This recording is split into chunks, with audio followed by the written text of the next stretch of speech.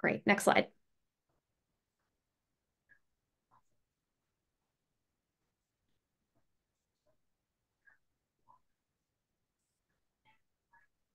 And next slide, please.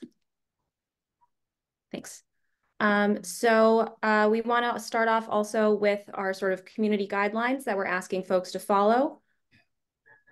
Sorry, Sam, can you go back one?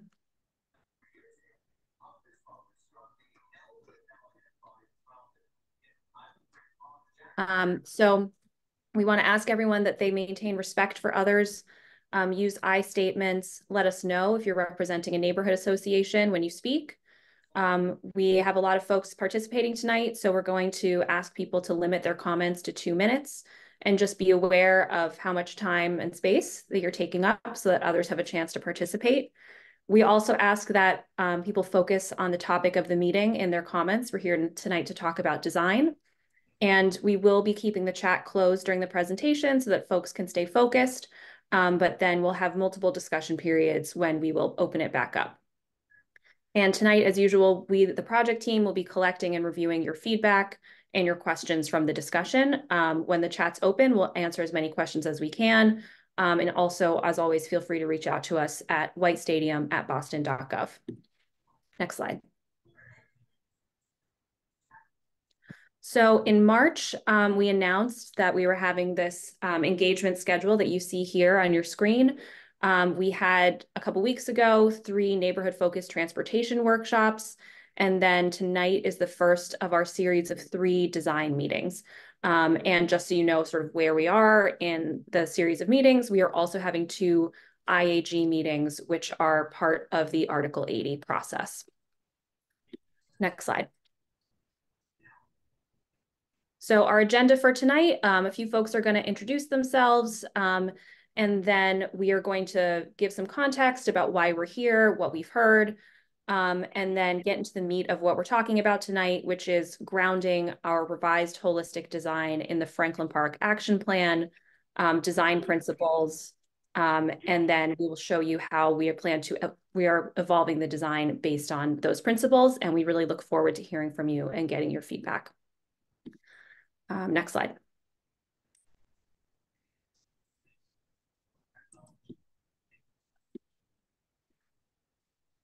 So would love to invite Dion Irish, Chief of Operations, to say a few words.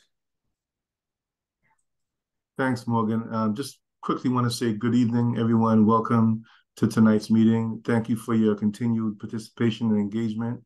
Hopefully today's conversation will show that we are listening, and we hope to hear more this evening. So that's it for me. Thank you. Great. And I'd like to introduce Diana Fernandez, Deputy Chief of Urban Design at the Boston Planning Development Agency. Thank you, Morgan, for that introduction, and welcome everyone. We're really excited to be here with you today. I am the Deputy Chief of Urban Design with the Boston Planning and Development Agency, and my job is to craft and execute a human-scaled and inclusive vision for the design of the built environment across Boston. As a trained and licensed landscape architect, the White Stadium renovation project is an incredible opportunity for us to lead the design work with a landscape lens that really enhances the cultural legacy of Franklin Park. Our urban design team has been working really closely with the public facilities design teams and the Boston Unity design teams to incorporate community feedback and leverage landscape architectural thinking to ensure that the renovation of White Stadium is harmoniously integrated into the cultural landscape of Franklin Park. We look forward to continuing our partnership with multiple city departments, community groups, and the Boston Unity team to realize a project that embodies design excellence and contributes to the overall park experience. Thanks, Morgan. Thank you so much, Diana. Next up, I want to introduce Jennifer Epstein from Boston Unity Soccer Partners. Hi, just unmuting myself. I am Jennifer Epstein, the controlling owner of Boston Unity Soccer Partners, and I'm very glad to be here with you all this evening. We are excited for and committed to this opportunity to partner with the Boston Public Schools in renovating White Stadium into a state-of-the-art facility that will benefit the students, the communities around the park, and Boston residents. We are very grateful to be having this meeting tonight, and to our partners at the city, and all of the design professionals who have been working hard to make sure a renovated White Stadium is the best it can be for everyone. We've done a lot of work to get to this point in the designing process, acknowledging in particular the importance of the Franklin Park Action Plan and the team's commitment to developing a design that respects and can work within the action plan. We welcome public input on the design over the course of these 3 meetings and are eager to get your feedback so that we can integrate it into our next steps as we continue forward. I just also would like to take this moment to thank the neighbors and community organizations like the Franklin Park Coalition that have been faithful stewards of the park and the stadium. And it is our priority that what we do here will be additive to all of your hard work. Thank you so much, Jennifer. And I'd like to invite, we're very honored to have Ricky Thompson, the president of the board of the Franklin Park Coalition here, who'd like to say a few words. So Ricky, I'm going to ask you to unmute.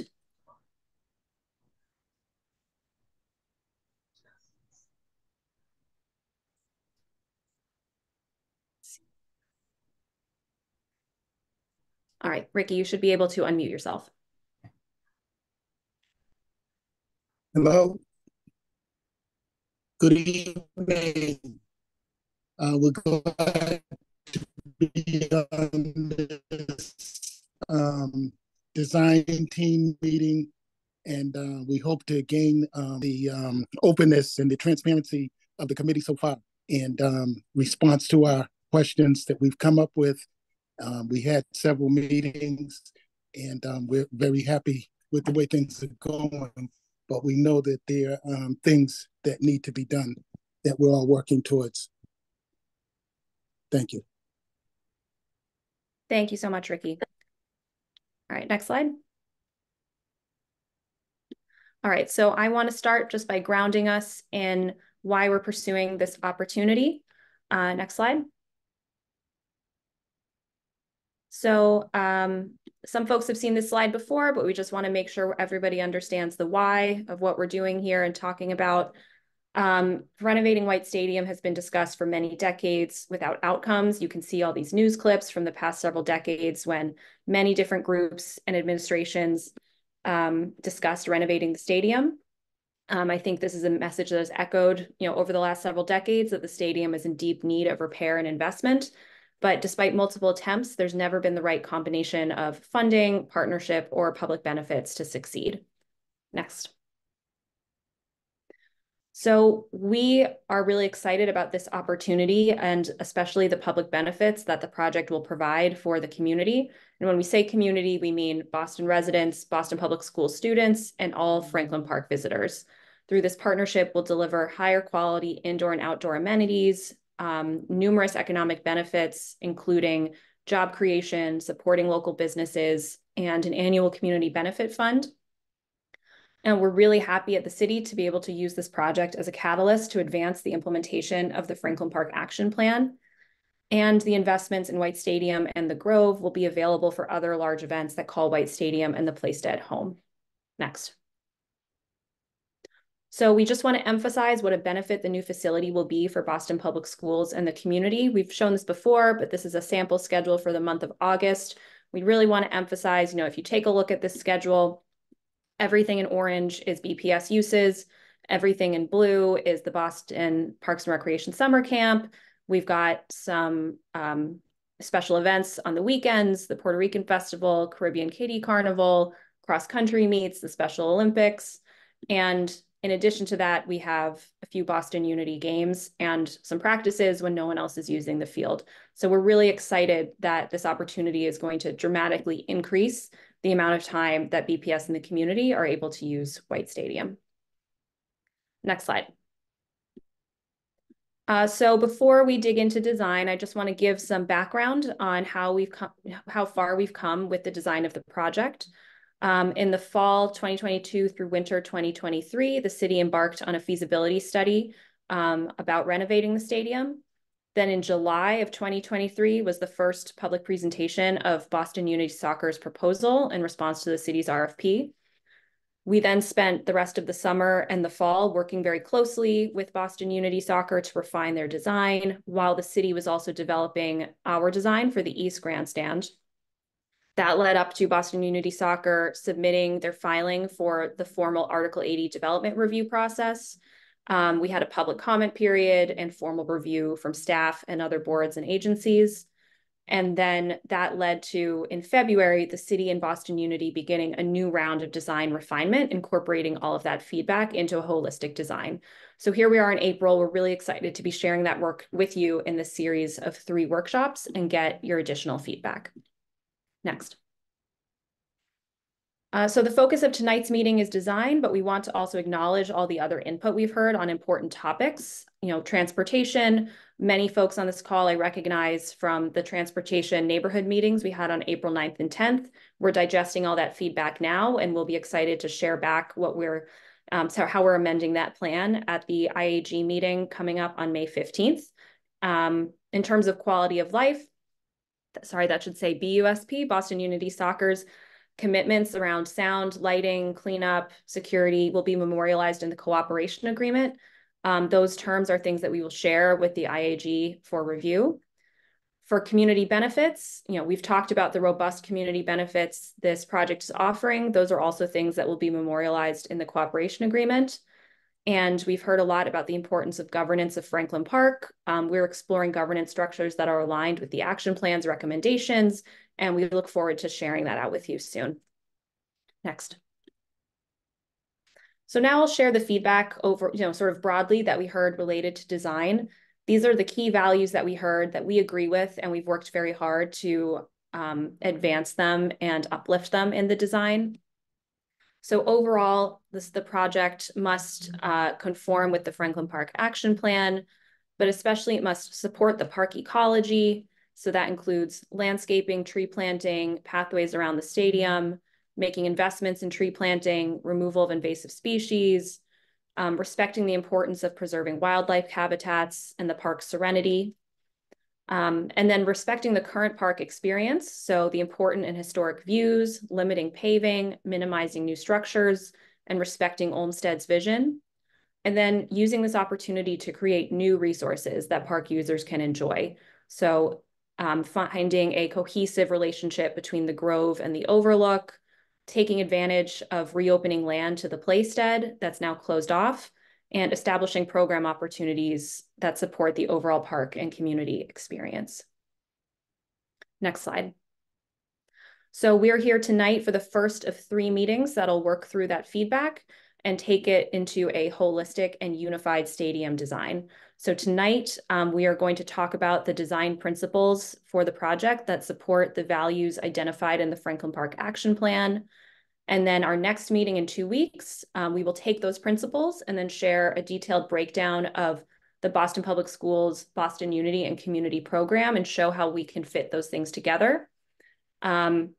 And then taking into account your feedback, we will come back on May 22nd and show the cohesive vision for how program and design principles can inform that new design. And so with that introduction, I'm going to hand it off to Liza Meyer, the Chief Landscape Architect for the Boston Parks and Recreation Department, to ground us in the Franklin Park Action Plan. Great. Thanks, Morgan. As Morgan said, I'm Liza Meyer with Boston Parks, and I worked for several years on the Franklin Park Action Plan with many of you who are in attendance tonight. So I realize that many people are familiar with the plan, but given the content of tonight's meeting, I think we'll just review some of the main principles so that we're all sort of starting from the same point. The action plan was released at the end of 2022 and is an outcome of about 3 years of planning, which involved the community, the Franklin Park Coalition, several city departments, and a consultant team to understand the history of the park and its significance and the uses that are there today by all the surrounding communities, and then build on that understanding to identify priorities for investments. Yeah, go to the next slide now. So the plan is organized into 5 big ideas, and each of these ideas has many, many recommendations that sit underneath it. But the ideas help us, the 5 big ideas help us sort of organize all of the recommendations in a way so that it cohesively forms a vision for the larger park.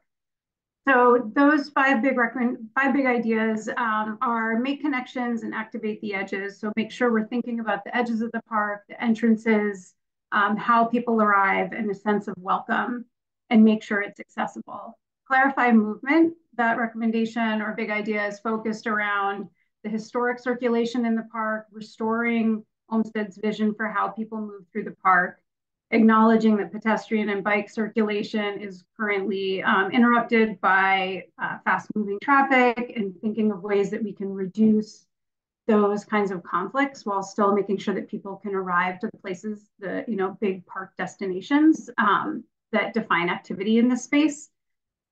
Amplify magnet destinations is about identifying the key spaces around the park, proximate to all of the neighborhoods that surround the park, where major activities already happen due to the infrastructure in those spaces, or have the potential to support key community uses. So we're going to be focused on the Playstead tonight, but I want to acknowledge that there are other magnet destinations in the park that are just as important. They will support other kinds of uses, but also are a focus of our work and will be part of investments moving forward. Unify the park is really about removing barriers, reconnecting the landscape, and providing better care for the diverse ecologies that are within the park. And lastly, but certainly not least, is build capacity and enable change. And this idea is really around how do we support better care and management of this park, acknowledging that it's not just about capital investments, but it's about investing in the full experience of the park so that people can really enjoy their time there and use it fully. So if we go to the next slide, I'll touch on where we are with implementing, moving these recommendations into implementation, and have divided this up into different categories. We have the management work, the maintenance work, and the capital investments. So under management, I think many people have heard that Mayor Wu funded a new park administrator, a full-time position for Franklin Park. And that is, we've drafted the job description. It's going through the HR process. It should be posted in the next few weeks, and then we'll bring someone on board in the coming months to be able to take on this really important, critical role in coordinating all that happens at the park.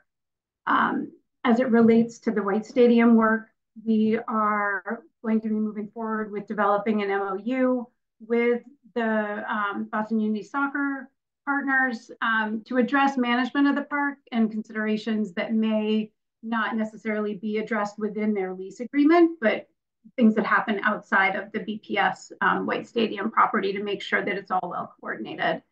In terms of maintenance, again, a major announcement as part of the State of the City this year was expanding park operations, the maintenance crews at the park. So we have coming on this spring, summer, we'll have an expanded maintenance crew and the establishment of a natural resources crew at Franklin Park, which will be modeled after the Urban Wilds program that is successful throughout the city.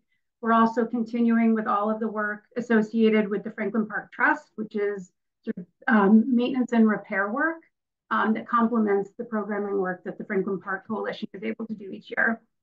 And then lastly, are the capital investments, which are underway. We're ready to go with our Bear Den stabilization project. We just need to get that out to bid as soon as we have the property control. We have the overlook programming and design study. We have a new designer for that. Their contract is underway and they'll be starting up this summer. And then we have several projects in our FY25 recommended budget.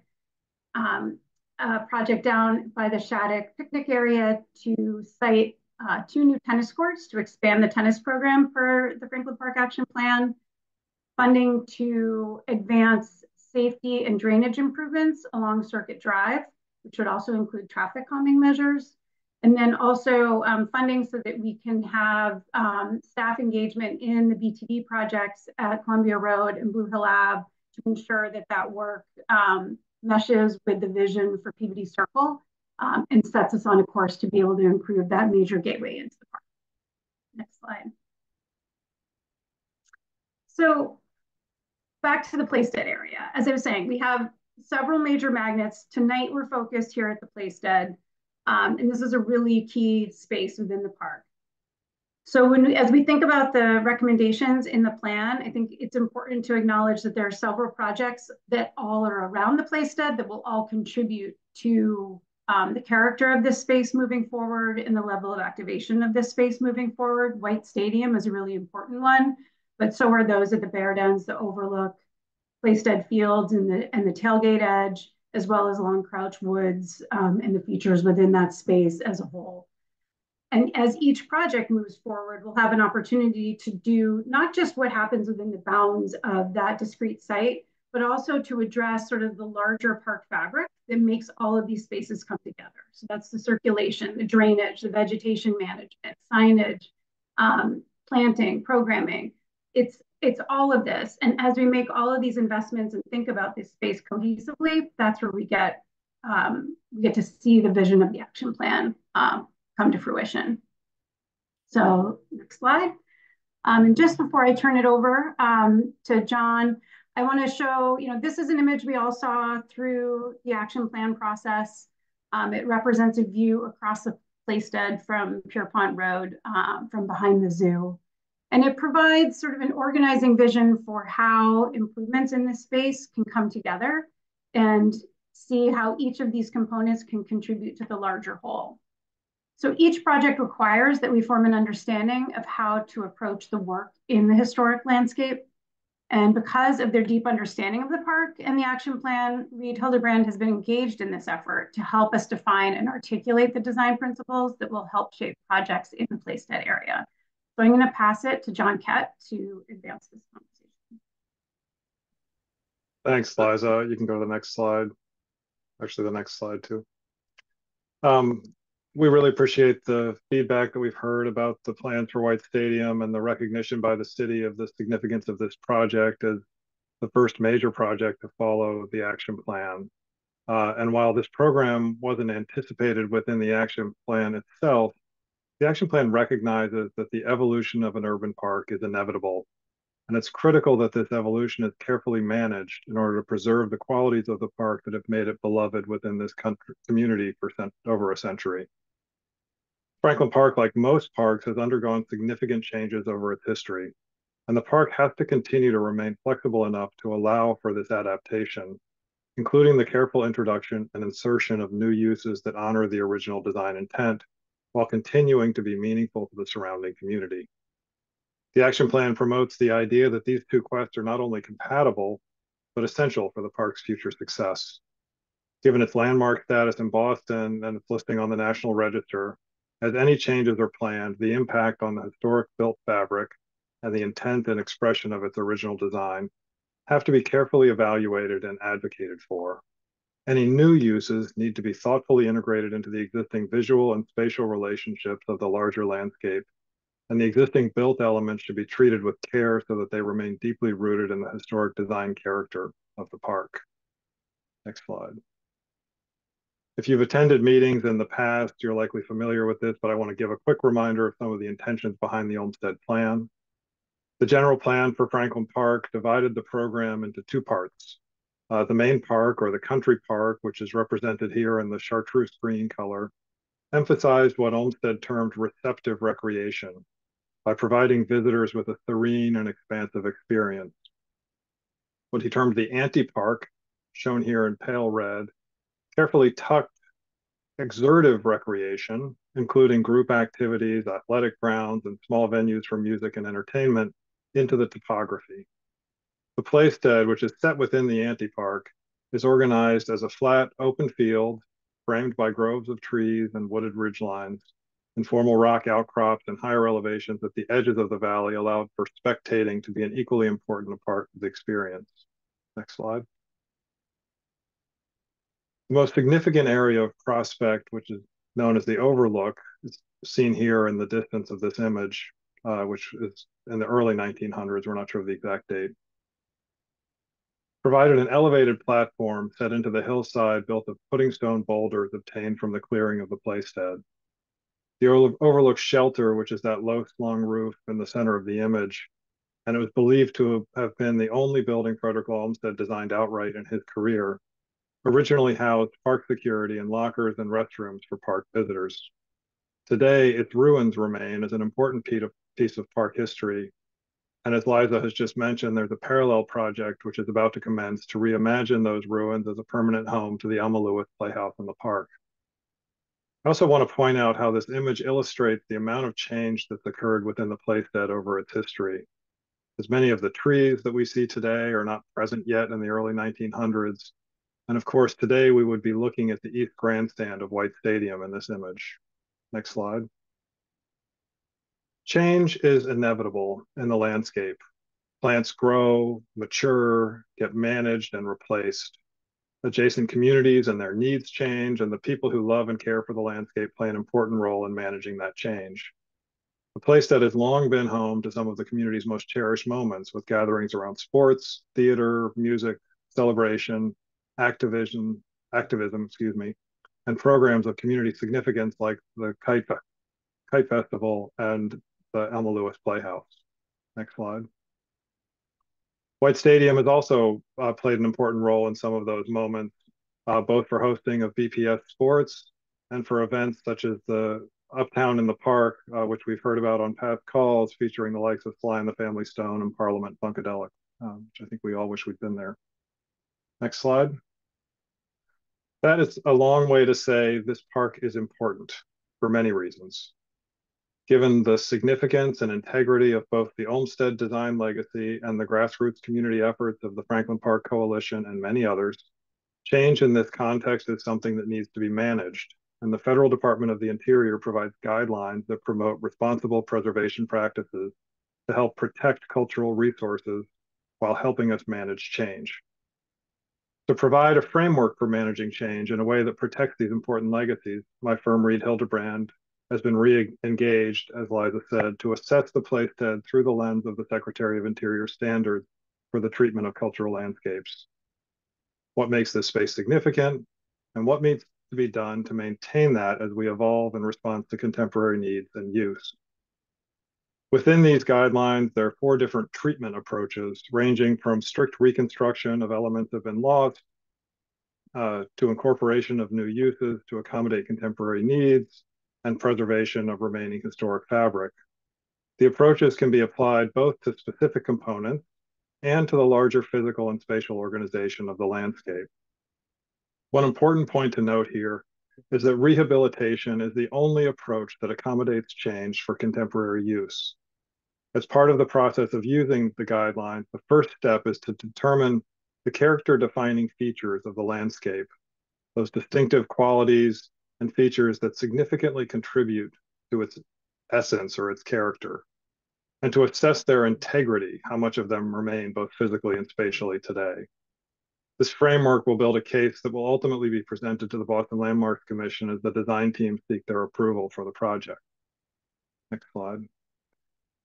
The playstead is essentially a valley between the ridgeline of Long Crouch Woods and the overlook. The drumlin topography at the edges of the playstead structure and frame an open central valley, affording long views and creating large areas for flexible use. Pudding stone outcrops frame the valley and create places of prospect. And the pudding stone material formed important features like the overlook that I mentioned before, which occupies a place of great significance within the playstead, defined by its long promenade that provided views out across the playfields. The stadium, a later addition, was carefully sited to float free of the ridgelines occupying the volume of the valley, and its grandstands in some ways recapitulate the rise at the edges of the valley. Next slide. Additionally, vegetation, specifically canopy trees in this case, plays an important role in the character and experience of the playstead. The park's woodlands further reinforce the topography and frame the open center. Informal groves of trees loosely follow circulation and mediate between the enclosed of the woodlands and the open of the playfields. More consistent planting reinforces prominent entries like the entrance from Walnut Street. And we can see where change has already begun to diminish these original intentions, with the growth of pioneer tree species around the fenced-in areas to the south of the stadium, which limit views and impact the larger spatial configuration of the playstead. Next slide. So the drumlin topography, the oak hickory woodlands and groves, the circulation network, pudding stone rock outcrops, and built elements are all predominantly extant and have integrity today. The Playstead and Franklin Park is a landscape that continues to evolve within its context to meet contemporary needs of the community. Within the Playstead, we acknowledge the need to alter or add to this cultural landscape, but we have to do so while retaining the important historic and cultural legacies of the space. This leads us to the overarching treatment approach of rehabilitation. Next slide. Based on the character-defining features of the Playstead and the recognition of its need to evolve while respecting and repairing the historic fabric, we've developed a set of design principles for the Playstead. These are intended to capture the essence of what's important to respect the original intent for this area, and to act as a framework to both shape and evaluate design proposals. So I want to walk through those with you now. The first two principles are around protecting the historic arrangement of the Playstead. The first is to preserve, protect, and reinforce the continuity of the topographic conditions, those ridges I described, that structured Olmsted's spatial configuration of the Playstead. So that's about the importance of the valley and the separation between built program and its edges. The second is that all new work associated with the stadium project should avoid, minimize, and mitigate any adverse effects of the overarching visual and spatial relationships within the park and with surrounding communities. Olmsted referred to this as being deferential to the larger landscape. Next slide. The third principle is to maintain the spatial relationship between these key promontories, the overlook, the zoo, the views from Long Crouch Woods, arranged around an open center, each demanding its own space while being responsive to the others. New destinations should be set within the perimeter of the Playstead, each with their own address along the edge, unencroached by and respecting the others from all sides. Next slide. Of course, the reason we're here tonight is to talk about the stadium. So we have a couple of principles that are specific to the stadium itself. The stadium exists, it has its own architectural significance, and it's needed to play an important role for the community. It's not going away. Therefore, we have to think carefully about how it integrates within the larger landscape. The fourth principle is to approach the design of the stadium as one structure whose scale, architectural character, and coherence will have a significant impact on the larger Playstead, and avoid introducing elements that constrain the reuse and reinstatement of the overlook terrace as the central built feature of the Playstead. The fifth principle is to acknowledge that the overlook shelter was the only building that Olmsted introduced into the Playstead. All future architectural interventions must be deferential to the larger landscape and responsive to its visual and spatial constructs. Next slide. Sixth principle is to, and this is directly out of the action plan, as Liza just described, this is a very important tenet throughout the park, to remove visual and physical barriers to establish shared public access to the stadium and reinstate the important visual and spatial continuity and connectivity within the larger park landscape across the fields. So that's an example there of that south end of the stadium where the chain link fence that encloses the stadium has been overgrown, and you've lost the ability to see through these spaces and to access them physically, as well as the vehicular gates throughout the park. Next slide. Of course, so much about the action plan is about prioritizing pedestrian safety and comfort. Here we need to promote freedom of pedestrian movement by supporting and clarifying the continuity of the park circulation system, whose alignment and width harmonizes with the topography and accommodates different uses, bicycles and pedestrians, and is supported by canopy for human comfort. Next slide. And then last, but far from least, we need to enhance the existing canopy and consider how we perpetuate this through a succession plan of trees. So we protect existing heritage and legacy trees, remove invasives, and plant new trees as the next generation of canopy, using informal groves of canopy trees to reinforce primary circulation while maintaining continuity of the larger open center of the Playstead. Franklin Park was conceived of as a common ground, a country park where all were welcome to enjoy freedom of movement the benefits of recreation and refreshment, and the opportunity to experience nature within the city. Olmsted's design worked with the site's visual and spatial attributes, powerfully engaged the site's dramatic topography, and amplified characteristics native to the New England landscape.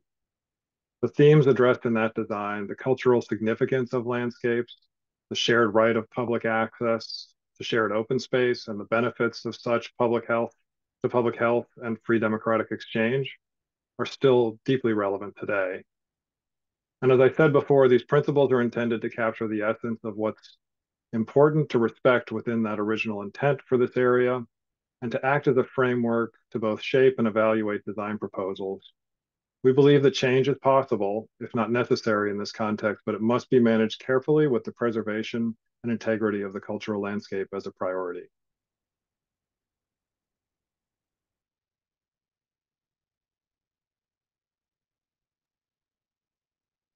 Thank you, John. And I think if we go to the next slide. So what we'd like to do next is to, I think, take in all that incredible work that the Reed Hildebrand team has put together and really open this up for discussion. So we prepared a Miro exercise today to share with you all and to really hear about, what are the elements of the principles shared here that most resonate with you? Are there particular experiences that you have had at the Playsted or within White Stadium that we certainly need to reflect and uplift as valuable? And how can we think about the differences between rehabilitation and restoration? So feel free, we're opening up the chat. So feel free to add your comments there or raise your hand. We really want to treat this as a workshop and as an opportunity for you all to contribute to these principles.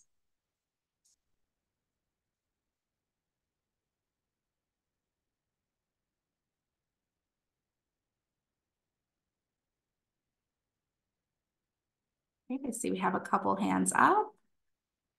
See Kaliga, can you unmute?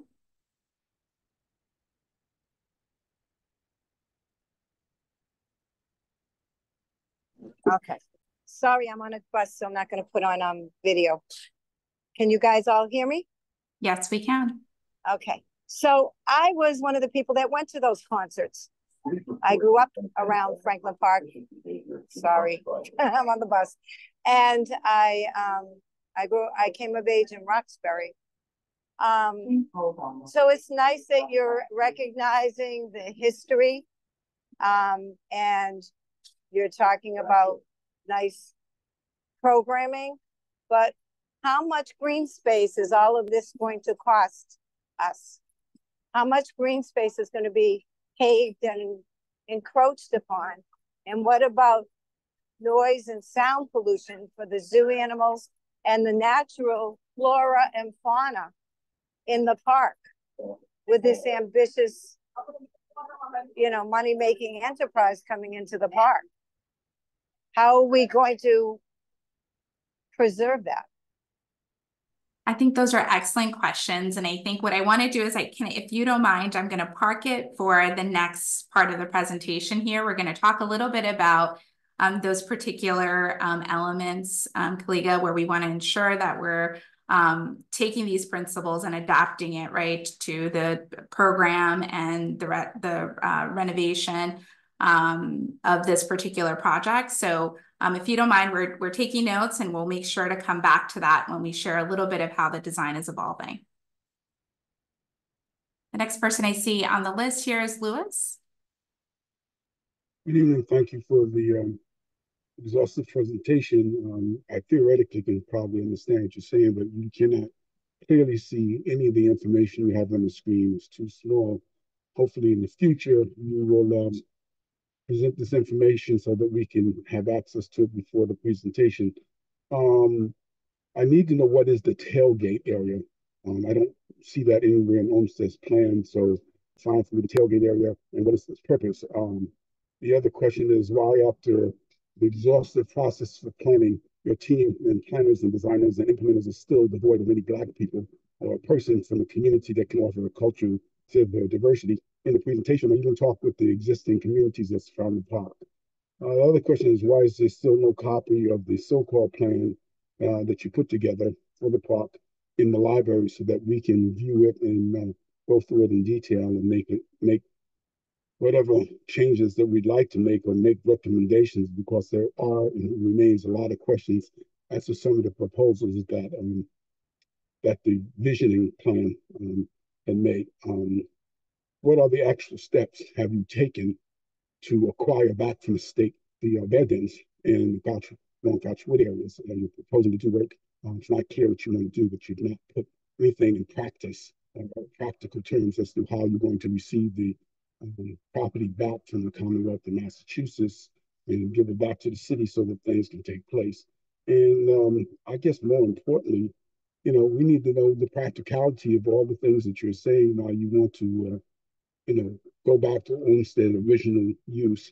My understanding of design should, in a sense, reflect and complement form, and the form should be practice and how the place is being used. So while you want to get back to the original concepts of Olmsted, it would be helpful to think about how the place is being now utilized.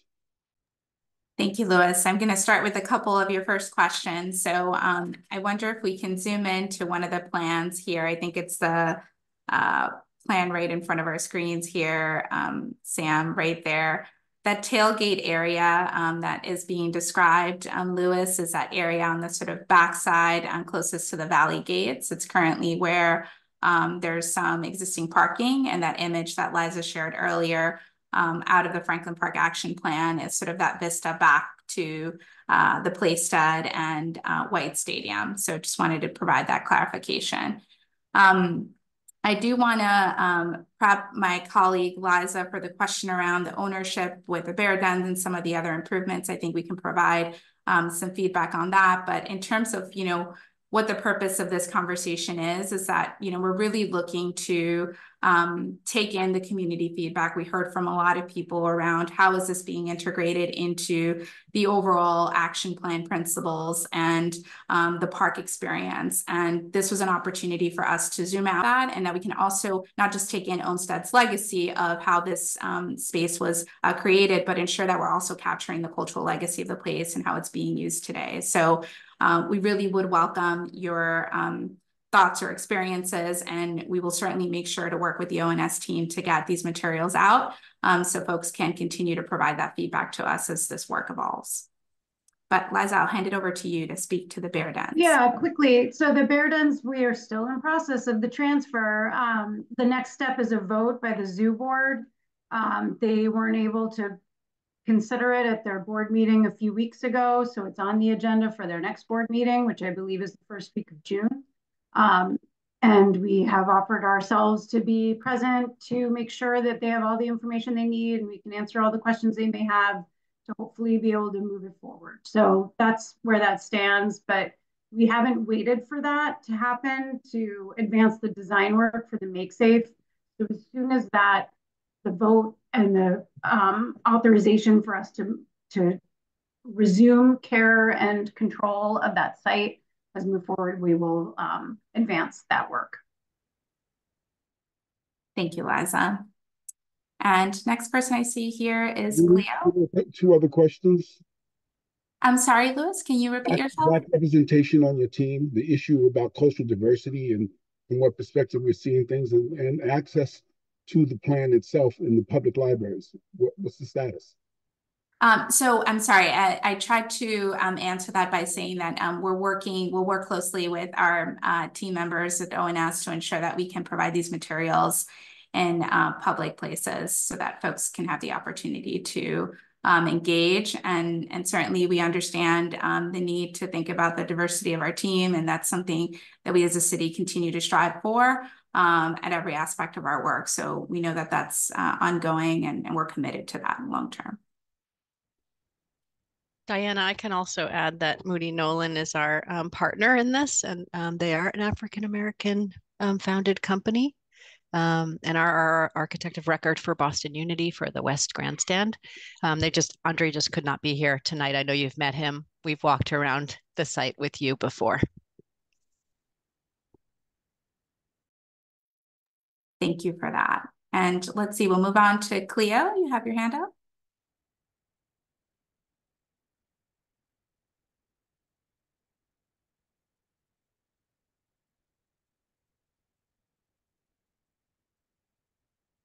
Cleo, can you unmute yourself?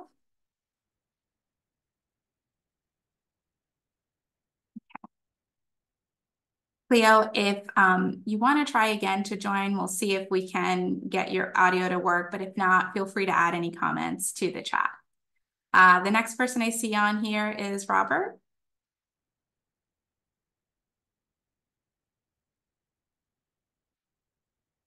Can you hear me?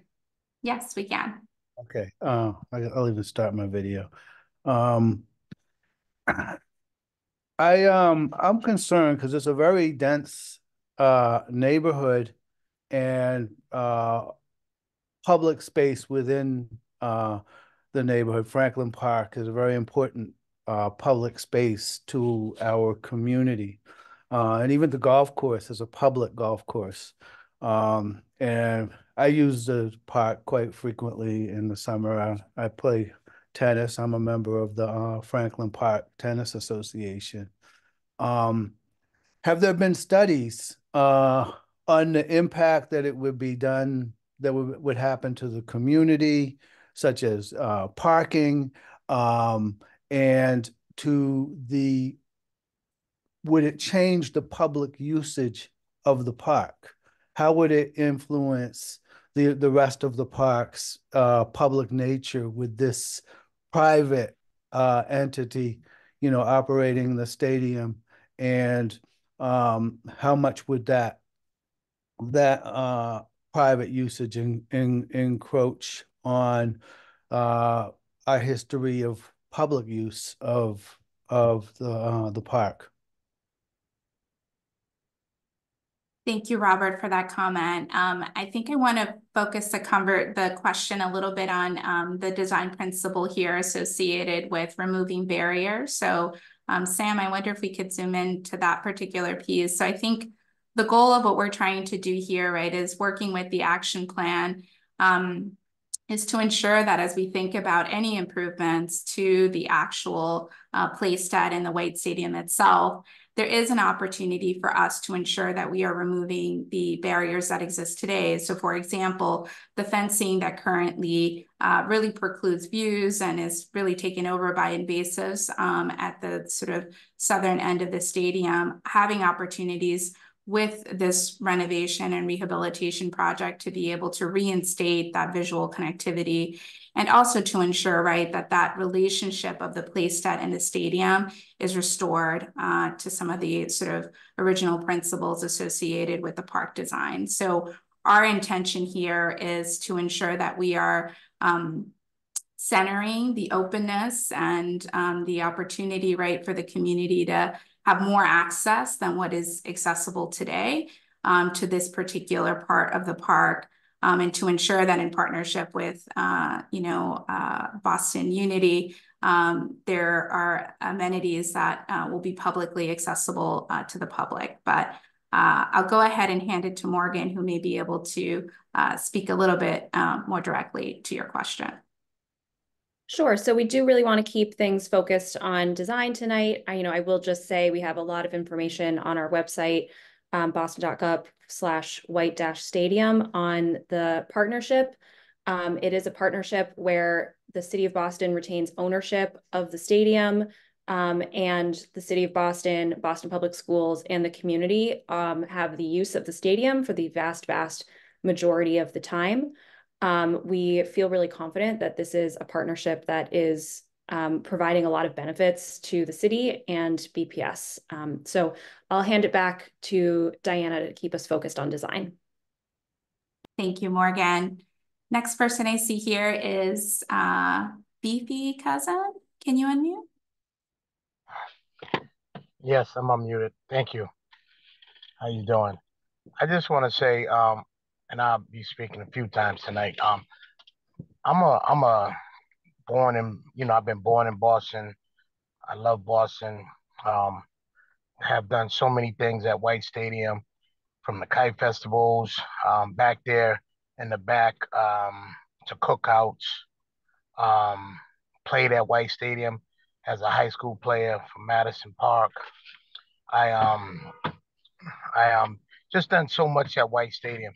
Just this past year, we was allowed to play a Pop Warner game up there.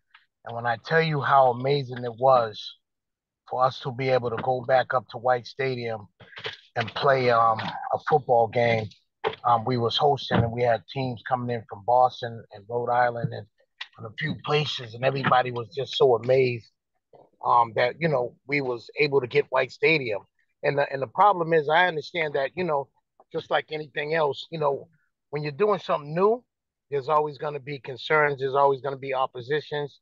And I give you an example, just like the bike lanes. I don't want to switch topics, but I was against that at first. But once I see that it was needed, I was like, okay, this is needed. You know what I mean? I don't ride bikes, but I said to myself, this is actually needed. So I think that it's a great idea. Regardless to what is going on with that. But like White Stadium, there's always going to be opposition and concerns. And I get it, especially for people who care about, the whole surrounding and the situation up at White Stadium. But I love the idea. I support the idea. And I just can't wait till, maybe, we can have another game or two up there. You know what I mean? But White Stadium is a big part of Boston's history. So as I was just listening to a few of the people coming on, I understand, but just like anything, there's always going to be change when you're moving a city forward. Nothing's going to stay the same. Everything's going to keep changing, because 50 years, 60 years, 70 years from now, most of us will be dead and gone, and the city's going to keep moving forward. And whoever's mayor, whoever's governor, whoever the residents are, people are going to be looking to keep making the city better, greater. And so I just want to just start with that right there, that I love the idea. I can't wait to, a lot of these Pop Warner teams, they never asked. I wasn't afraid to ask. And you know what? That was part of our journey. That was part of our journey. People got to learn how to ask. And you know what? We ended up being national champions this year, Dorchester Pop Warner. But that was part of our journey. Like 2023 has been great for us, and to have White Stadium a part of that journey of us playing football, it just capped it all off that we ended up winning the national title as well. So I'm a big fan of. I do have to interrupt you though, because we are holding to our 2-minute timeline, but we appreciate your comments. And I think if we zoom into principle number 3, I think one of the key things, right, that is coming out of this guidance that we're receiving from Reed Hildebrand is that we certainly want to maintain, right, the original intent of the Playstead, which was meant to be this place for active recreation. And that as we think about the stadium project itself and the many opportunities with the program, it will certainly bring online for our residents, our students. There's a real opportunity for us to really enhance that and ensure, right, that the Playstead addresses the sort of multi-faceted needs of our communities. So we appreciate your comments, and we certainly see those reflected in principle number 3 here. Great. So moving on, we're going to just try to get through these comments really quickly, just because we want to make sure we move on to the next portion of the conversation. But Lawrence, I see your hand up next. Can you unmute? Thank you so much. So I wanted to speak to your question number 2 about a character-defining feature of the space. And I think the character-defining feature that comes to mind is the openness of the space around the Playstead. When I get stressed out about a Zoom meeting, I walk up the street. I live on Montebello Road, so I walk up to the Playstead. I walk along Playstead Road by the East Grandstand there and come out at the Playstead. And just being out in that space makes me feel relaxed. I feel myself decompressing. And I think the reason I've come to oppose this project is because of the amount of park space that's going to be given away to make room for Unity Soccer within that footprint, both horizontal space, but also vertical space. BPS is going to have to move to the East Grandstand. The East Grandstand is going to have to be expanded outward 50 feet into that green corridor that I walk along to get to the Playstead. The East Grandstand is going to have to be opened up to vehicular traffic. There's going to be a loading dock there. And the fact that both grandstands are going to be expanded upward. And so the option I'd like to see an option of not bringing in Unity Soccer. and looking for a way to meet the real needs of BPS in the community without expanding the footprint. That's option one. Option two, if the project does go forward, are there ways to make the buildings smaller and lower and not encroach upon the open space? Bleacher storage. A lot of the West Grandstand is slated for those temporary bleacher storage. Could that be somewhere else?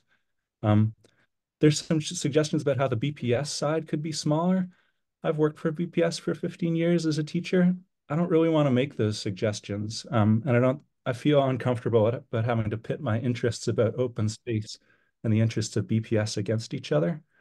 But looking for ways to make the build footprint smaller, and also for not bringing vehicular traffic into the park. Thank you, My Lauren. slogan is more people in the park, but not more vehicles, not opening up that North Walnut entrance, keeping the shuttle bus drop off at the bus stop there at Seaver Street and Walnut, perhaps.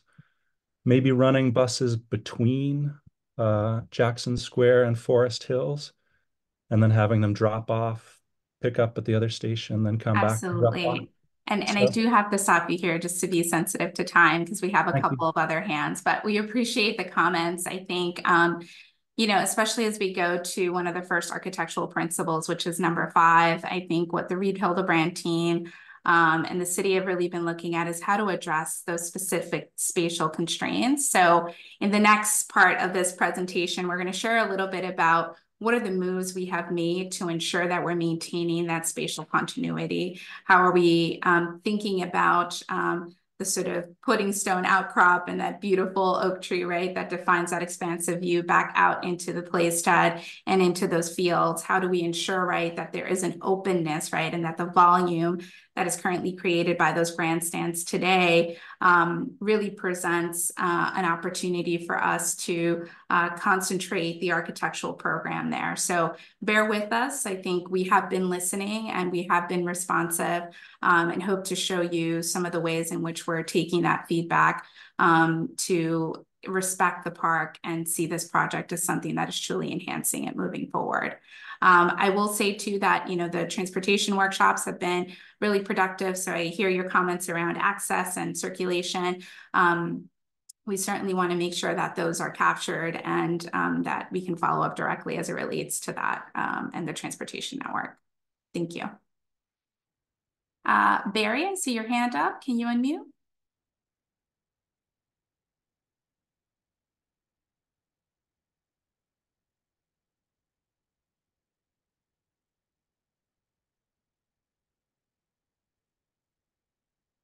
Barry, I don't think we can hear you. Okay, can you hear me?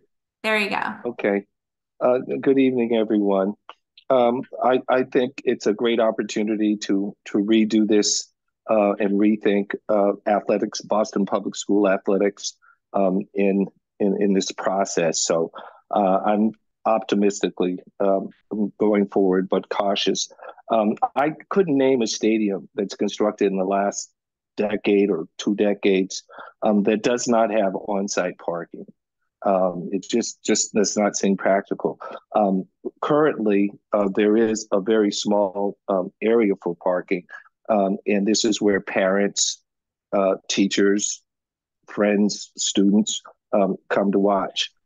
Absolutely having no on-site parking is a diminishing of the services that aren't currently available. And I don't think that's what the intent of this project is to do. There are other local events. For this to be viable during times where there are smaller events, there needs to be on-site parking because that provides more accessibility. There aren't going to be any shuttle buses or satellite parking for the East Boston Madison Park game. So those types of things. So that's one of the things that I think that should be considered or reconsidered to having it, even if it's at a limited space. And the other thing is, from the early design meetings, I asked the question: where are the field events? They are currently have been removed from the design. The javelin, the long jump, all of those things. There is no appearance of that in any design that I've seen. You may have done some work on it, but there seems not to be any symmetry with existing things, and we're not looking at diminishing the accessibility. So I think that having this as a functional track venue is also important. So I would like to see that in the planning. Also, there's talking about expansion of the tennis courts and the tennis program. Franklin Park, one of its greatest assets is the William Devine. It's a Donald Ross world-class golf facility. I think that there should be some view in how you have that, but all of it has to do with accessibility. With the transportation, those issues from the meetings that I attend were not resolved. They're not proposing any residential parking. They're proposing a lot of punitive actions towards people that park there illegally. And there just needs to be an expansion of residential parking in that area so it doesn't spill over. Thank you for listening. Thank you, Barry. We appreciate those comments. And I think we're going to go ahead and take your comments in. I know that the transportation teams are working really hard to address a lot of the public comment we've received through the workshops and are hoping to be able to report out in the next IAG meeting that's focused on transportation on some of our recommendations. So given where we are on time, we do apologize. I see there are a couple more hands, but if you don't mind putting your comments in the chat, we're just going to, for the sake of time, move on to the second part of this presentation, and we're going to have another opportunity to share more comments and feedback. But I'll hand it back over to the team who's going to walk us through how all these design principles are being taken into consideration to evolve the design of White Stadium. So I'll hand it over to the Stantec and Jones Architecture team to walk us through that. Oh, hi, I'm Dan Olaf, the project manager from Jones Architecture for the East Grandstand of the White Stadium. So if you want to click to the next slide. So we thought we wanted to kind of reset and take a look back of where we were back in February, and just we'll be talking a little bit about some of the changes that we're considering, but we wanted to just go back and take a look at where we were.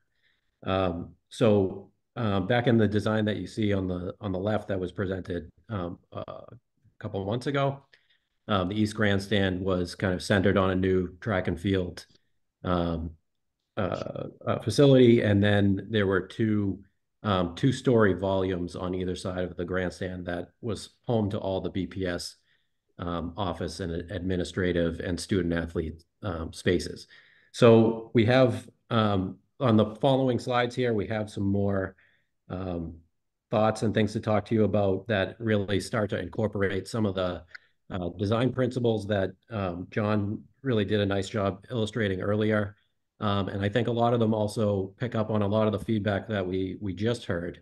So I'll pass it to Tamara Roy to talk a little bit about the West Grandstand, and we'll talk a little bit more in the next slide. Thanks, Dan. Yeah, I'm the principal in charge and architect lead on the project for Boston Unity on the West Grandstand, and happy to be here tonight. So on the west side, where we were at the last public meeting, was that Boston Unity had proposed additions behind the clamshell wall, including bucket seats, a weather canopy, locker rooms, and concourses with fan amenities. And then between the West Grandstand and the Playstead, we sought to create a vibrant outdoor community play space called the Grove, which had an oval-shaped accessory building for concessions, restroom, and storage. So let's go to the next slide. So as we workshopped with Reed Hildebrand, the BPDA, and the East Design team, we've been looking for ways to create a more holistic, symmetrical stadium design that meets modern needs while spreading the functions out more equally in 4 wings that follow the elliptical geometry of the existing stadium. And one of the more significant changes that Boston Unity is considering is to remove that accessory oval building that we proposed near the overlook. We've really heard loud and clear in many, many different forums that it's important to regain Olmsted's vision of those sweeping views across the Playstead from the overlook, and that our little oval building was obstructing them. So instead of doing that, the structure we're thinking about would shift the concessions, the storage, and those restrooms to the new little wing pointed here on the southwest, south of the West Grandstand. And now I'm gonna hand it to Chris Bridle of our landscape team. Hi, everybody. I'm Chris Bridle. I'm the lead landscape architect for Boston Unity. If we can go to the next slide. Oh, actually, this is going to be Dan, I believe. Yes, thanks, Chris. I'll take this one. Oh, sorry. Back to Dan. Thanks, Tamara, for explaining the kind of holistic vision. And one of the things that we really are as a team retaining about that holistic vision is really preserving that West Grandstand clamshell wall. And then we're really starting to add those the building wings that you saw in some of the previous slides on both ends of the grandstand. And I think there is, while we're retaining that west clamshell wall, that does impose a little bit of limitation in terms of the ability to fit a professional size soccer field and 8-lane track in between, and also maintain a seating capacity needed for a stadium like this. So I think what we've taken a real hard look at is that we're really looking at ways we can minimize the width of the field and minimize the depth of the East Grandstand as we're building new. We have a little bit more flexibility with that. So we want to really be respectful of the open space that we heard 10 minutes ago and in the past about that really cherishing that landscape, and particularly with respect to the area around the stadium.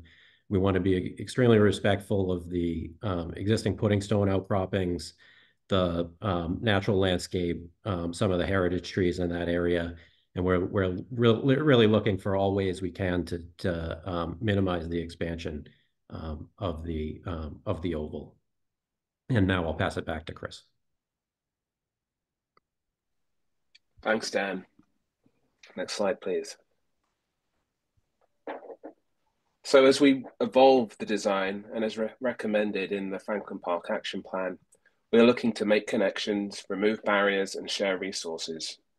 To this end, as a fundamental principle of the developing grove design, we intend to remove fencing and the invasive planting currently overgrowing the existing chain link fencing that would otherwise surround the future grove area. And instead, we're proposing to allow the publicly accessible green space of the Playstead to increase in area and meet the stadium. This in turn will allow the future proposed grove area to be more integrated with the Playstead, both visually and functionally. And we look forward to your feedback as we advance the design further. Next slide. This project provides us also with the opportunity to implement the tree preservation and ecological ideas set forth in the Franklin Park Action Plan to preserve and improve conditions for the existing mature tree canopy while restoring more open conditions in keeping with the Playstead's original view shed with informal naturalistic tree groupings. We intend to remove invasive plant species, open up views, including views from the existing overlook as a spectating promontory over the Playstead as originally intended. We also intend to plant back with more biodiverse tree and understory palette. This approach will provide the Playstead with a healthier, more sustainable generation of plantings that will benefit park goers and wildlife habitat. Thank you. Next slide. I'm going to hand this over to Mish, or JP, I believe. Good evening. Thanks, Chris. Good evening, everyone. My name is JP Charbonneau. I'm an associate principal with Crowley Cottrell, the landscape architects for the BPS part of the White Stadium project. We will conclude our presentation with this slide. Our primary goal for this project is not only improve the stadium in the park, but also to make the stadium feel more of the park. We hope to accomplish this with some of the ideas mentioned earlier. to contain all the additional building elements within the stadium shape, to have the park character completely wrap around and engage the stadium, but also, and the topic of this slide, to clarify and supplement pedestrian circulation to stitch and reconnect the stadium to the park. In the spirit of the action plan, we would like to propose additional and secondary paths which will provide all park visitors easier connections to and around the stadium and more choices to connect to adjacent park spaces like the Bear Dens, Long Crouch Woods, and the Overlook. We will discuss the look and feel of these paths in future meetings. So this concludes our presentation. Thank you for your patience, and I look forward to future conversations with you all. Thank you, JP. And what we're going to do now is open this back up for comments. We have another Miro exercise focused on some of the design evolution diagrams that we shared with you all. So again, if you have your comments, drop them in the chat or raise your hand and we'll try to get to you. Let's see, we have, and just a reminder to everyone, we have 2 minutes. I see Derek, you have your hand up. Do you want to get us started?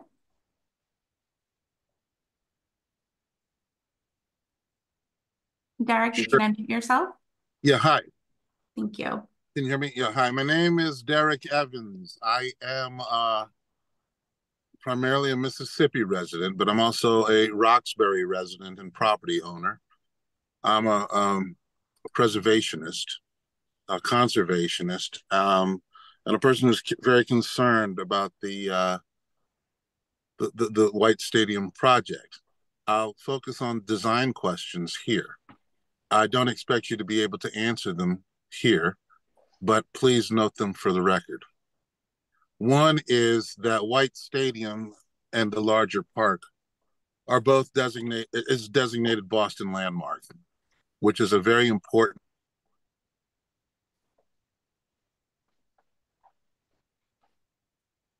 Derek? And it seems like you might have, did we lose Derek? Okay, we'll come back to Derek. Cleo, can you unmute? Hi. Did it work this time? Yes, we can hear you. Can you? Okay, great. Sorry, I'm in the car. I'm not driving. I'm riding.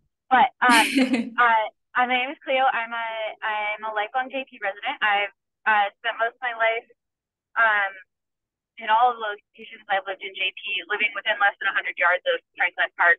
I've been coming to the place my whole life. I currently live at the top of Montebello Road, and I'm a daily dog walker in the park, also a BPS girls high school soccer coach. And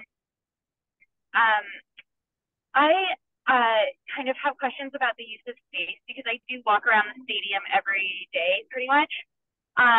The area that was originally proposed to be the Grove, if you are to measure it, pace it out, which I have done many, many, many times, and to reconfigure the tennis court area a little bit, there's actually space for another soccer field and soccer / football / lacrosse / track and field event field. And I'm just like, as I walk around the stadium, the thing that often strikes me is how poorly space is used. It feels like there's just always a lot of wasted space. And I'm just wondering, I've wondered this for a long time, is whether or not that space could be used to alleviate the strain that would be put on BPS sports. Because I am really excited about this project, and I really would love to have this professional team here. So. Thank you, Cleo, for those comments. And I wonder, Sam, if we can scroll over to the circulation slide here of the design evolution sequence.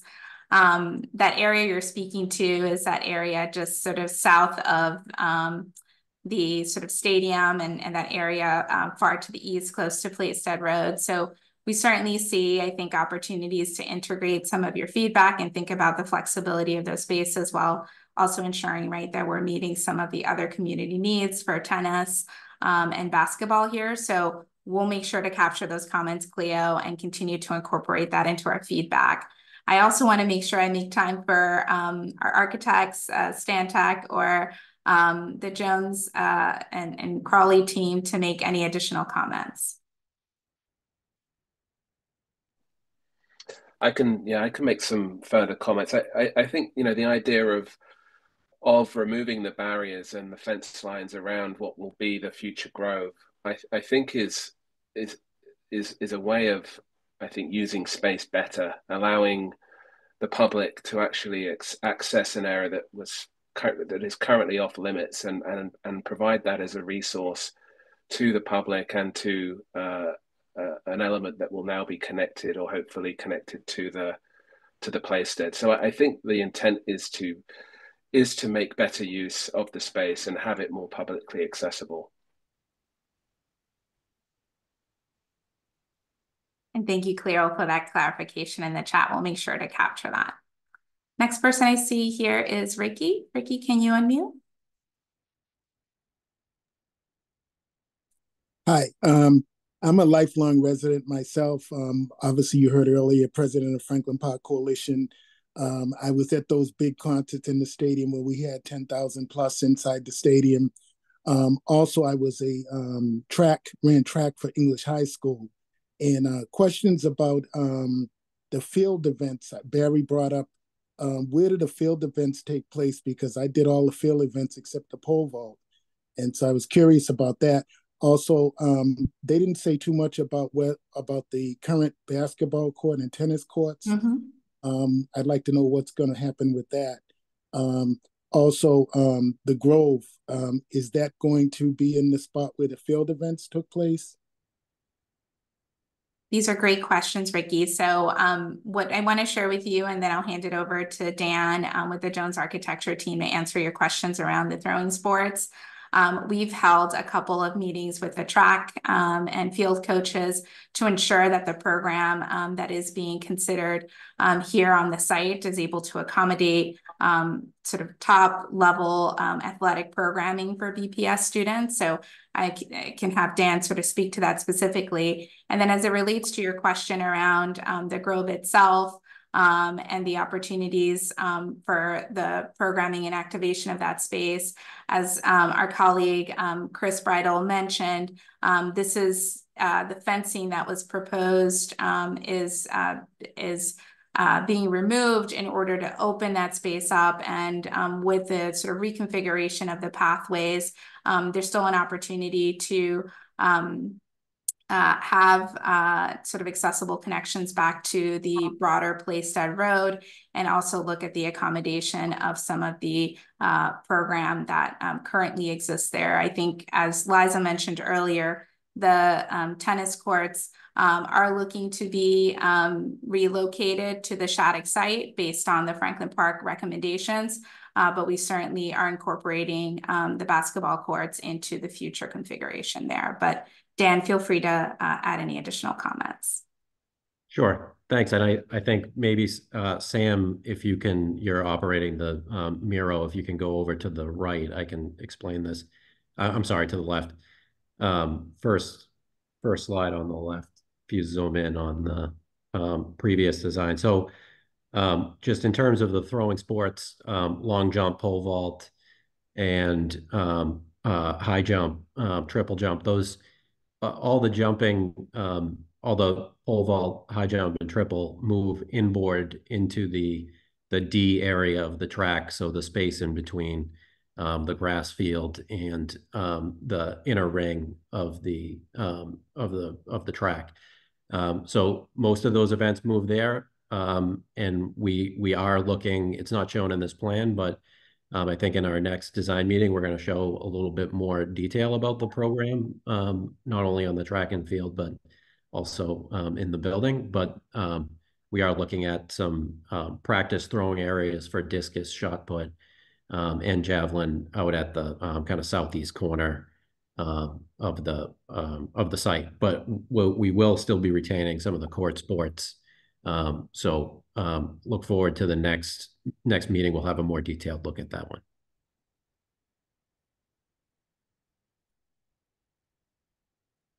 Thank you, Dan. And Sarah, I see you have your hand up.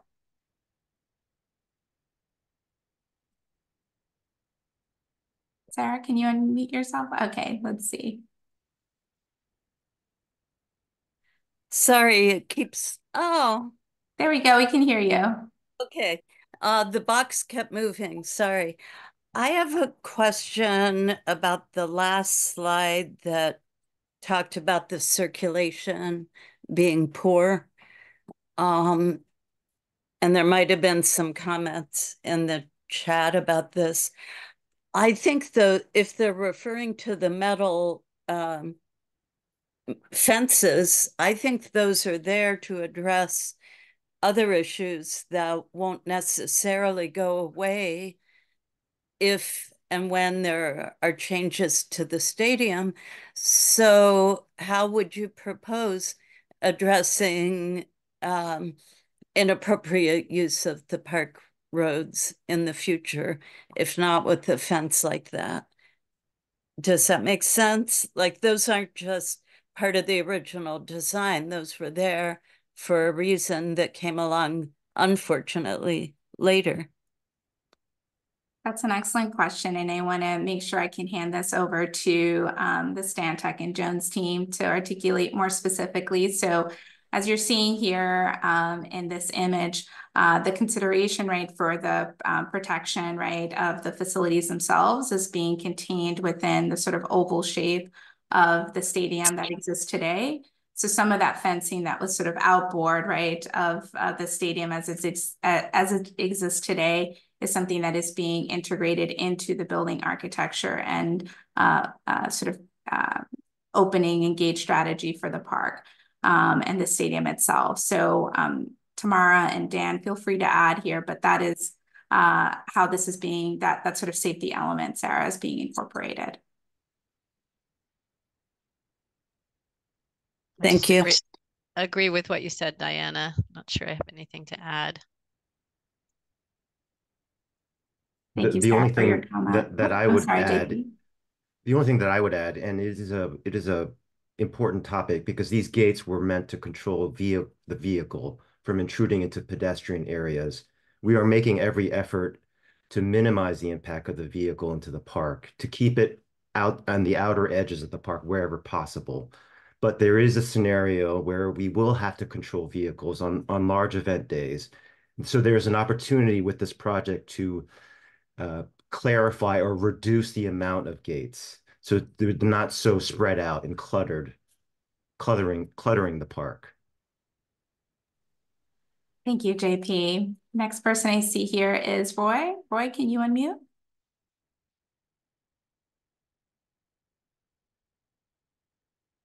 Okay, can you hear me? Yes, we can hear you. Great. I wanted to put this question in the chat, but I was having issues doing it. I have a question about scheduling. I looked up and the women's soccer league schedule runs March to November, which really leaves, when the soccer league is not there, that's December, January, February, when there's no outdoor sports happening. How is the scheduling of BPS outdoor sports activities going to work with the women's soccer league? It seems like you've missed all the football season and track season and everything else. Is the schedule outlined so that BPS still maintains access to this park after it's being renovated? Thank you for that question. I'm going to go ahead and hand it to Morgan. I think, Sam, if you don't mind going back to that slide with the programming, I think that might be a useful slide to refer to. Sure. So thank you for that question. I want to emphasize that the lease agreement that we are negotiating with Boston Unity Soccer would have Boston Unity using the stadium for a maximum of 20 games per year, and then 1 practice per week in the week before a game in a time that would not conflict with BPS. And so that means the whole rest of the year, the stadium is available for BPS and community uses. And even on days where we anticipate there would be Boston Unity games, we can have events and activities in the morning and then soccer games in the evening. So we really see this as an opportunity to invest in the stadium, and then with a high quality stadium, we can triple the amount of time that BPS is able to use the stadium. And we can also have the stadium open for the community in a way that it is not right now because it's in such poor condition. It's only open from 8 in the morning to 4 p.m. on weekdays. On weekends, it's not open at all. When we have a new stadium, when we have an operating partner, a maintenance partner, we will be able to offer so much more access to the community. What about BPS football games on Friday nights to potentially Saturdays? Is there availability from August through November that would coincide with BPS football? Is that available? Sure. So because BPS football is because football is quite disruptive to the field, we are going to be hosting football games in White Stadium at the end of the football and soccer season. So right now there are only 2 football teams that play at White Stadium, BLS and BLA. They both play 5 games there and they practice somewhere else. When the stadium, we are working now on finding other home fields for them to play their games. And then when the stadium is complete, we look forward to having many more football teams than just those 2 be able to play marquee end of season games at White Stadium. So if they get access in November, that's essentially the end of the season. Usually the last games are Thanksgiving weekend. So really they'd lose that stadium for most of the season. Yeah, we don't see it that way. Correct? We see it opening up more access to more teams. But Roy, thank you for your question. We're going to have to move on to other folks. Okay. Thank you, Morgan. I see the next person here, Fred. Fred, can you unmute? Yes, I would like to just make a note that tennis is a growing popular sport among Boston high school students. There are currently 3 and possibly even 4 for next year teams in different places. Boston pays an insane amount of money, Boston Latin does, to rent courts from Harvard University. Currently, there's only Carter Playground near Northeastern as a place where a team can actually play, and I believe Boston Latin Academy boys plays there. So I would really like to see courts expanded in Franklin Park. As long as we see White Stadium becoming kind of a multi-use sports, it seems that tennis courts there, at least 4 courts, which is what a team requires, would make sense. The ones near Shattuck are kind of run by a quasi-private club and are not generally accessible, and maybe that could be changed as well. Thank you for your comment, Fred, and we're capturing these comments. I'm going to hand it over to my colleague, Liza, who can speak a little bit more to the programming and use of the tennis courts and the recommendations in the action plan to look at better facilities associated with tennis within the park. Yeah, thanks, Diana. Earlier in the presentation tonight, I highlighted some of the funding we've received as a recommendation in our FY25 budget, which will be the projects we take on this next year. And one of them is for design funding to look to expand the courts down by the Shattuck Picnic Grove area, where we currently have 2 courts, and the action plan recommends expanding those to 4 courts. This is something we've been asked to do for quite some time to accommodate the significant tennis program there. I think you're referring to the Franklin Park Tennis Association that does use those courts quite regularly. It's a community tennis group. But we acknowledge that expanding the courts will certainly expand use for other groups as well. We've also met recently to talk about tennis at other nearby sites, and Harambe Park is a place where we will also be looking to expand court access. So between, in the coming years, we should have significant new court locations with upgraded courts, acknowledging those courts at the Shattuck, even with recent crack repairs, are not in good shape and really need a full overhaul. We'll be able to provide that. Thank you, Liza, for that. And I also want to make sure that we hear from our Chief of Operations, Dion, who might be able to share a little bit as well on the football program. Dion? Oh, thanks, Diana. I just wanted to add on to the fact that the renovated White Stadium will include football. In November, the season starts in September, and the plan is to be able to incorporate as many athletic programs as we can into the stadium while keeping it in a state of good repair. So that includes more track and field, more soccer, which I might add is thriving right now in BPS, and we're hoping that football is also like thriving as well, and that all the teams that have programs will definitely be able to be in White Stadium for the marquee time of the season.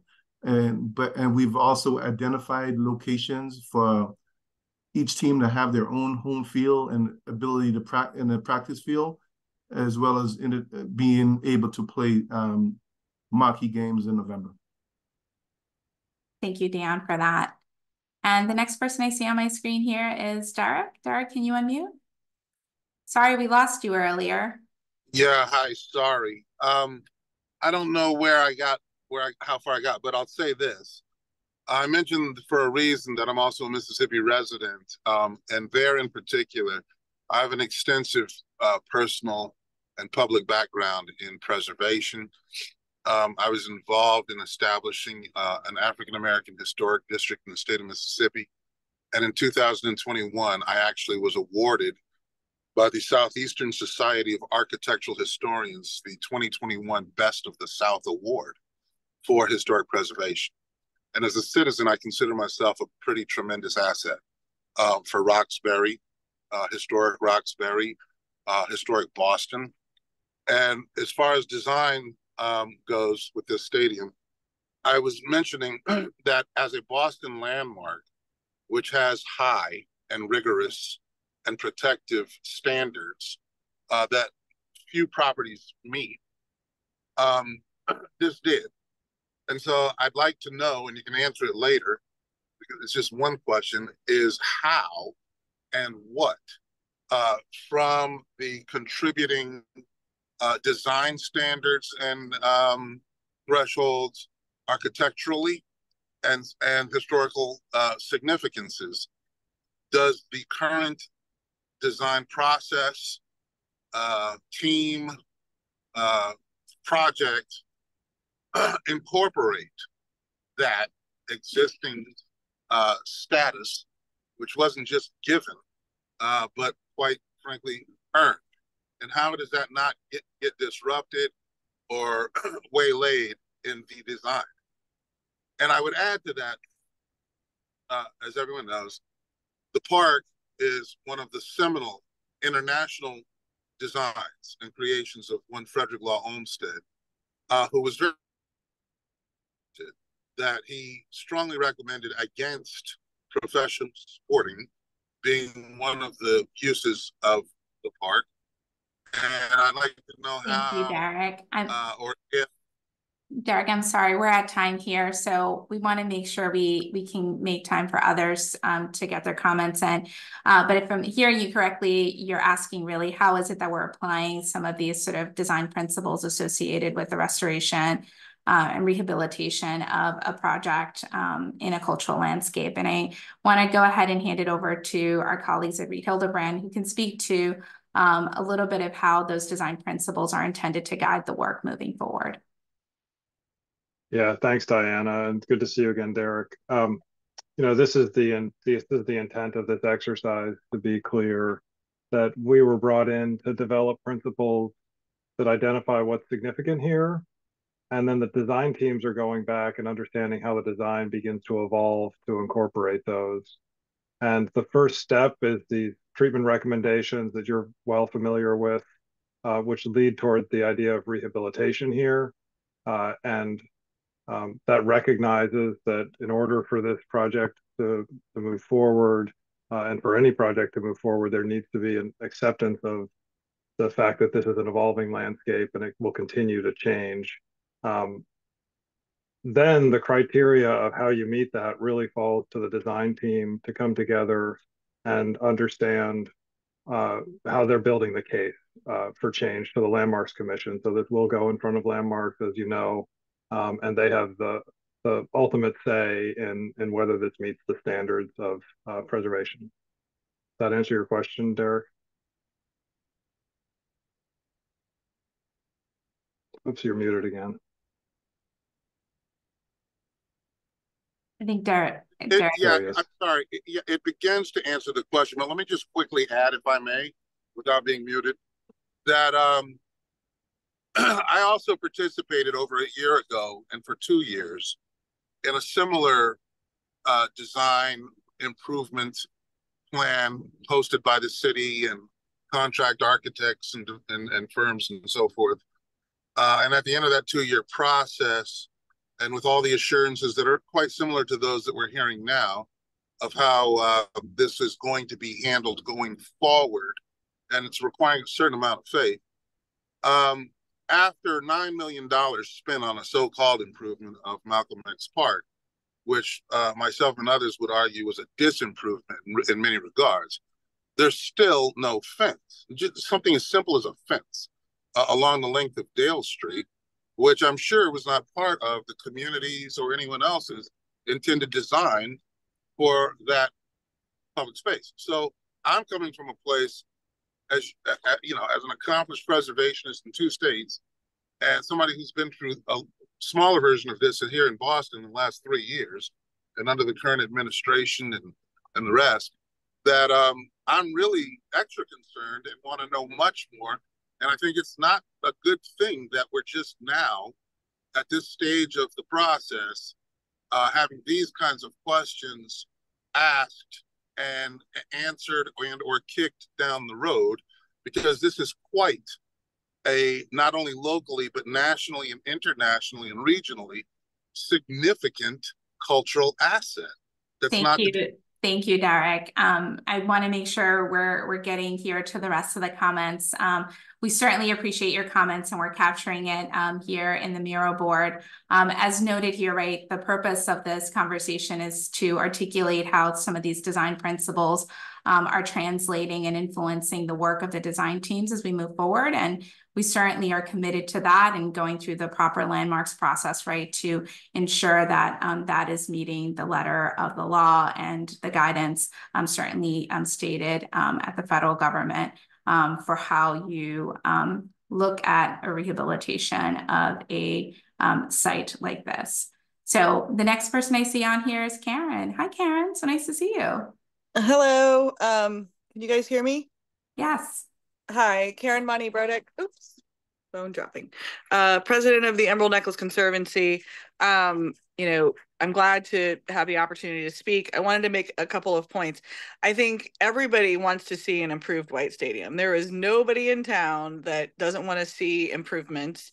And I appreciate the talents and the ideas that the design group is bringing to bear here. So I really want none of my comments to be construed as negative towards what is being done here. I appreciate the idea of trying to respect the Olmsted design. What I think the real challenge is that this is a very, very fast process for what is an extremely complicated thing to do. And the Franklin Park Action Plan design principles and the letter that the mayor writes at the beginning talks about supporting the existing users and the existing activities in the park. It doesn't talk about necessarily introducing new program. And those questions, of course, can be raised, but they should be done in a public process. And unfortunately, I don't think the community had the opportunity to weigh in on the ultimate design decision that is being talked about here, which is to bring in a professional sports facility into what was, as Olmsted intended to be, a school facility. And therefore it is really challenging. As many of you may know, the Emerald Necklace Conservancy and 20 community members have raised some really important legal questions around that, because the state does have a process for doing this and changing public recreation land, and a process that does identify alternatives and go through a lot of these design questions following the Massachusetts Environmental Protection Act and all of those things. And unfortunately, this project is not doing that. And so we are all here trying to figure out if this can work, how this can work. But ultimately, unfortunately, the community wasn't asked how, you know, what would they like? Would they like a team a field that could not accommodate football for X number of months of the year versus this? That those basic design questions have not been posed. And it feels like we are being asked to provide choices about the color of the curtains on a house that's already been built. And I appreciate that all of the work that you're putting into this. but the challenge is that the ship has gone so far down the road that it is really painful for many of the community that have not been respected for so long, in so many decades, to have that happen again. Thank you. Thank you, Karen. We really appreciate those comments. And again, it's wonderful to see you. I think the work that we presented here today is really a reflection of us listening to that feedback. I hope you can have grace with us, and we're not perfect humans, and we're learning how to do this process in a better way. And I think what we're learning here, right, is that we're taking this sort of zoomed out approach to be able to engage in these conversations.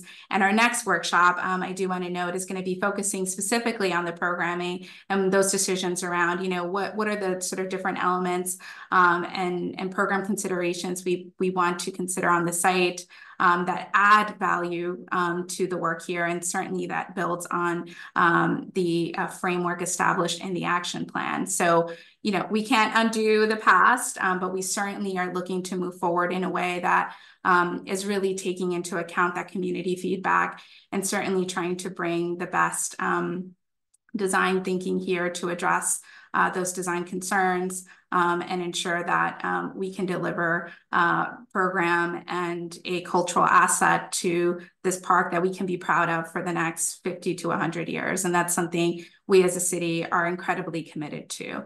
So thank you for your comments, and we hope to see you at the next workshop where we'll get into more detail around the program considerations.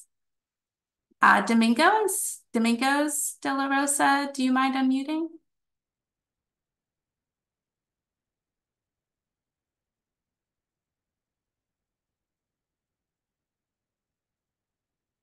I don't think we can hear you. Do you want to try again? Okay. Hi, guys. Can you hear me? There we go. We can hear you now. Thank you. Yeah, I was having problems getting on. I'm trying to turn my camera on. It's giving me a hard time. But anyway, my name is Domingos De Rosa, lifetime resident, class of 96, Madison Park. My concern is geared towards the students of BPS. I keep hearing, disheartening information when you state that there's only going to be 2 high school teams to use it for football, in the football capacity. As a resident, I know and others know that BPS sports is dwindling. The numbers are dwindling. The participation rate isn't what it used to be. The last meeting I asked, again, for the actual programs who will be utilizing White Stadium within BPS, the soccer programs, the football programs. We don't have lacrosse. We don't have field hockey. We only have football, soccer, and track and field, and that's not being offered at every school. So to have BPS students be used as a bargaining chip where BPS is going to benefit, we don't have any programs, sports during the summer months. So when you give us an August schedule and then say recreation department's going to have their camp there, I used to work for the city. I used to work in the BCYF department, and I know what those camps look like. A lot of those camps don't have more than 25 to 30 participants on a good day. They've been doing it all over the city for the last 20 plus years. Those numbers haven't increased for different reasons, but I'm not here to talk about that. I'm here to talk about the fact that the city is trying to, again, like the woman before I spoke said, you guys are giving us a house that's already built, and then you're asking us what colors of the curtains are we looking for. We want a White Stadium that's going to be utilized by the city, for the city, funded by the city. The city spent $95 million recreating City Hall Plaza to turn it into what it is today, that 90% of Boston doesn't use. We're not asking for a soccer program. We're asking for more BPS we certainly programs. understand that, Domingo. We do have to move on just because we're getting close to time here and we're at time. So Domingo, we're capturing your comments. I want to hand it over to my colleague, Morgan. I think we are very committed to the BPS programs and ensuring that that is a top priority for the stadium. And I know that there's work underway with the BPS sports teams to assess the athletics programs and ensure that we're providing access in an equitable way. So Dion or Morgan, feel free to jump in here with additional context. Yeah, happy to. Sorry, go ahead, Chief. Okay, I'll jump in quickly and give you some space, Morgan. But first point is that currently 2 high school football teams are using White Stadium. Our vision is that all 7 teams, and hopefully we end up with more than 7 teams, get access to White Stadium, as well as we have 24 soccer teams, boys and girls, now currently in BPS, and track and field is also thriving. And that stadium actually will get used 24/7 by our student athletes, because there will also be indoor space for strength and conditioning and other things that will be useful to our student athletes throughout the year. I'll stop there and give Morgan some space so we can get to some more questions. Sure, yeah, and I'll just add, I spoke before and, echoed Dion's comments about how much more use BPS students are going to get. And I just want to echo that we are really excited about this opportunity to partner with the soccer team, because it allows us to deliver so much more for our BPS kids than the city could afford on our own. And it's an incredible maintenance partner that we'll have going on, for the length of the lease, as well as, the opportunity for our kids to have a professional level field, which we wouldn't be able to have without this partnership. So we're really excited for that opportunity. Thank you, Morgan. And let's see, the next person I have here, I'm just going to take these last 2, Beefy and Cleo, and then we're going to go ahead and chat a little bit about next steps and our next opportunity to engage. Beefy, you can unmute. Yes, I'm gonna make it fast this time. So just real quick, I think that us as Boston residents, we're spoiled when it comes to these fields, because like my program, we travel all around New England, and we got, if not the best fields, we're close to it. A lot of teams play on grass, dirt, mud, even on the high school level. So, and there was a gentleman on here, and I understand his concern, saying something about 2 games, whatever. But at this point, I feel like, we all got to share the ball, right? And our fields, we have great fields. So around the city, even if they can only play 1 or 2 games, they're still going to be somewhere on another great field. People need to go travel around the state and see what some of these high schools or Pop Warner teams play on, and you'll understand, like, you would want to come here and play your sports, your sports and stuff. So I'm just speaking on the football part, about the sports part, that we're spoiled, because I'm telling you, I travel around and a lot of fields are horrible. And so even if those 2 schools, like I said, can only play 1 or 2 games there, well, guess what? They're lucky, because a lot of us would love to play there as well. So that's all I have to say on that. Thank you. Thank you, Beefy, for that comment. We'll make sure to capture that and bring that to our programming discussion next in our next meeting. Cleo, can you unmute? Hi. Okay. So again, can you hear me? Yes, we can hear you. Okay. Sorry, still in the car. I just, as a BPS soccer coach, and again, a lifelong JP resident, just want to also highlight, like, a lot of this plan has been built around the evolving needs of the residents surrounding the park. And BPS football, just like all football programs nationally in every state in this country, the decline. And there are a number of BPS football programs that are having trouble fielding teams, let alone a JV and varsity team. And the trend has been a decline year over year, every single year in the recent past. And those trends nationally and locally are not changing. And, like, for students that do play football, like, I do fully believe that they should have access to good facilities, but also football is a sport that currently is only played by male identifying BPS students, and whereas soccer is a sport that is open to all BPS students,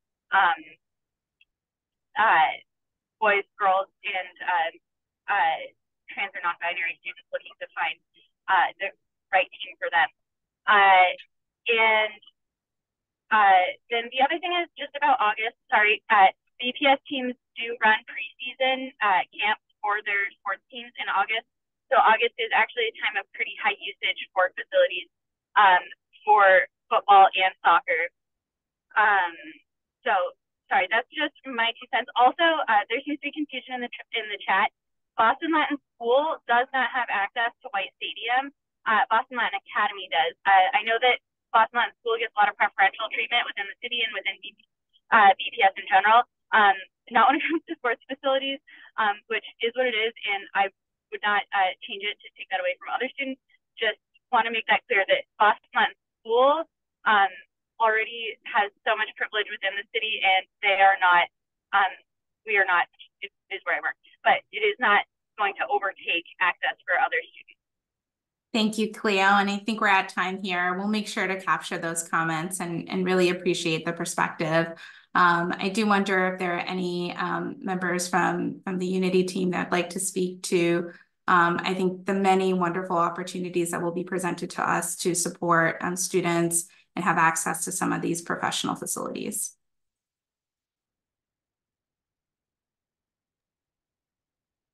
Diana, I'm sorry. Can you repeat the question? Jennifer, just to speak to the synergy between the professional soccer team and the opportunity for BPS students. Well, I mean, we envision, you know, all sorts of opportunities for internships and mentorships. You know, having these world-class female athletes in this area of the city connected to the Boston Public School system is a unique model in professional sports and something really exciting that I hope, you know, other cities around the country take into consideration. It has been a priority for us all along to ensure that our team, which will play, you know, as we said, not even less than, we will be in the stadium less than 10% of the time. We will have 20 game days that don't actually take up the full hours of the day. And we will have the honor of helping to usher this stadium into its next chapter. So the BPS students, you know, play in a world-class stadium that is something they deserve, you know, equal to their suburban counterparts. So thanks for allowing us to be here tonight. And it was great to hear everyone's ideas around design. This is the first of 3 meetings. So we will all collectively look at the comments and questions and think about it before we meet you again and for the second meeting. Thank you, Jennifer. So I'm going to hand it back to Morgan, who's going to wrap us up with next steps. Great, thank you. Next slide, please. Yep, so we really appreciated all your feedback tonight. We are going to continue to host design meetings to show how we're incorporating the Franklin Park Action Plan and Olmsted's principles into the design. Next slide. So tonight is April 25th, the first design meeting. The second meeting on May 8th, I think as Diana mentioned, will show how the principles we laid out tonight and the program can come together. And then our final design meeting will be on May 22nd. And then as an FYI, the IAG, the Impact Advisory Group, is part of the Article 80 review process. We've already had one IAG meeting. There will be a second one on May 15th, focusing on transportation, and a third one on June 5th, focusing on community benefits. And then Landmarks Commission and Parks Commission review continues. Next slide. And so here's that visual again, and we can send that out to everybody who's registered for this meeting so that you get updates on our next meeting times. Next slide. And we also want to mention in terms of Article 80 review, the BPDA issued a request for supplemental information to Boston Unity last week, I believe. And so when Boston Unity submits another filing, there will be another formal comment period. And that's it for me, Diana. You're muted, Diana. I apologize. I should know by now to unmute, but just want to thank everyone for your thoughtful comments tonight. We are capturing everything in the chat and certainly everything that was shared via audio on the record. But again, we are committed to a thoughtful design process and to ensuring that this is done in a way that incorporates community feedback. So thank you again for being here tonight. We're very excited about this opportunity and about the partnership with you all in the community to shape this towards a better product. Have a great night, everybody.